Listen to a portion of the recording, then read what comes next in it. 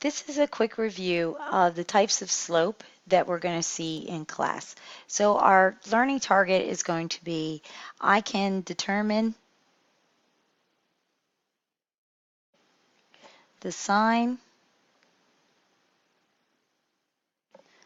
of the slope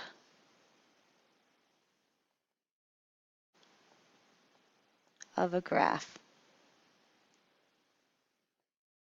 Okay, so you guys should have your little doors on. If you notice, the first door says positive slope.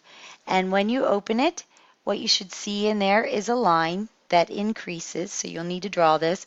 It increases from left to right, like that. So you can put that anywhere on the graph that you want to.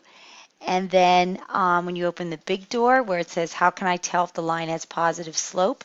You can write that the y values increase from left to right.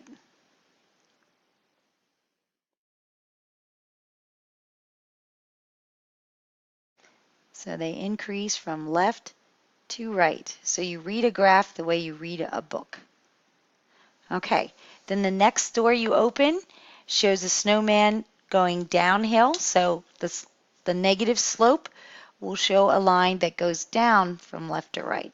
So you can put a line showing negative slope anywhere on the graph, like that. And then the big door that says, how can I tell if a line has negative slope? You can write the y values decrease from left to right. So the y values decrease from left to right.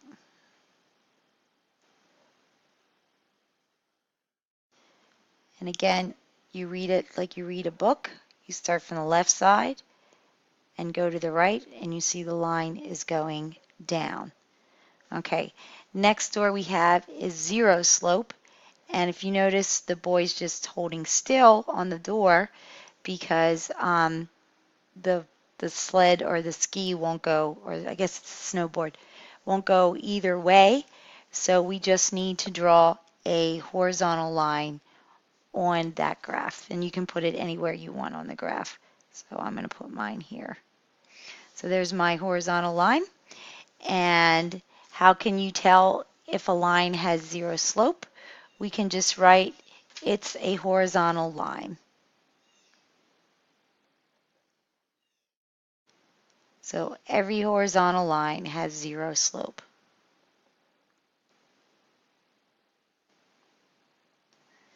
Okay, and the last one we have, the last door we have has a boy that looks like he's going straight up in the air, and that would be undefined slope. And so we need to draw a vertical line.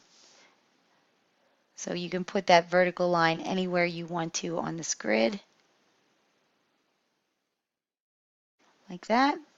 And then how do you tell if you have a line that has undivided slope? It's a vertical line.